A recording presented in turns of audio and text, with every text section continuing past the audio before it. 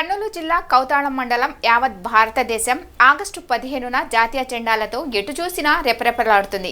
అలాంటిది కౌతాళం మండల కేంద్రంలో గ్రంథాలయంపై అధికారులు జాతీయ జెండాను ఎగరవేయలేదు. ఆ గ్రంథాలయ అధికారికి స్వతంత్రం రాలేదా అని స్వాతంత్ర దినోత్సవం రోజు జాతీయ జెండా ఎగరవేయనందుకు గ్రామ ప్రజలు, విద్యార్థులు ఇంతకు అసలు గ్రంథాలయ అధికారి ఉన్నారా లేదా అని మండిపడుతున్నారు.